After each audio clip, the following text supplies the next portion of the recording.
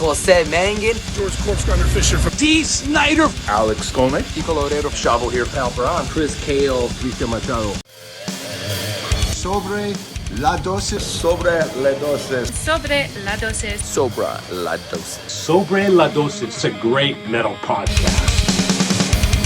Jonathan Montenegro. Jonathan Montenegro. Jonathan Montenegro. Jonathan Montenegro. Jonathan Montenegro. Let's go! You better be listening because I know where you live. Hey, Jonathan, how's it going? So, hey, man, Scotty in here from Anthrax, and I got your questions. Hi, I'm Jonathan Montenegro, and I have 3 questions. First question, is there any band you feel grateful to for supporting you since the beginning? Well, that one is easy. That would be Iron Maiden. Yeah, man.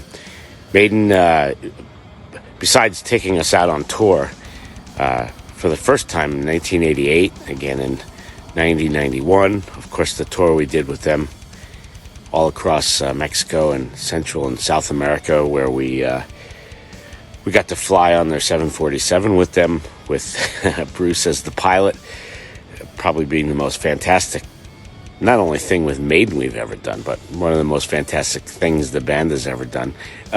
Yeah, Maiden was there from the beginning, even when we were just kids going to shows.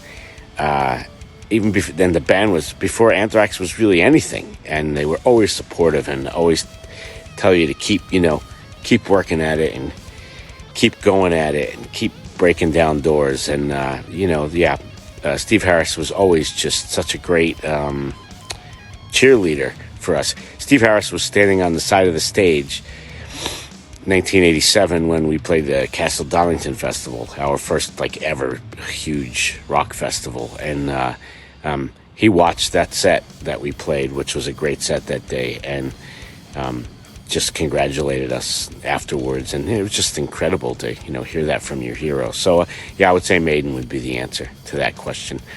My first metal record, question 2, your first metal record. Well, I guess you could argue it would be the first time I bought a Sabbath album, right? Because they're probably, the godfathers of metal. Or, maybe it would be the Paranoid record. Or, I'm trying to think, what's the first Judas Priest album I bought? That probably would have been Unleashed in the East, maybe, if I remember correctly. So one of those two, I don't consider AC/DC a metal band, so I'm not counting that, nor Kiss or a whole bunch of other groups. But if I'm really going to be picky about it, I'm going to say Judas Priest. Probably, I think it was Unleashed in the East might have been the first one I bought from them. And any memories, question 3, any memories of your friendship with Dimebag Daryl that you would like to share? Well, I mean, I had almost 20 years of memories with Dime, but almost 30, right? I don't remember. We met in probably 85 or 86, right? Yeah, almost 20 years.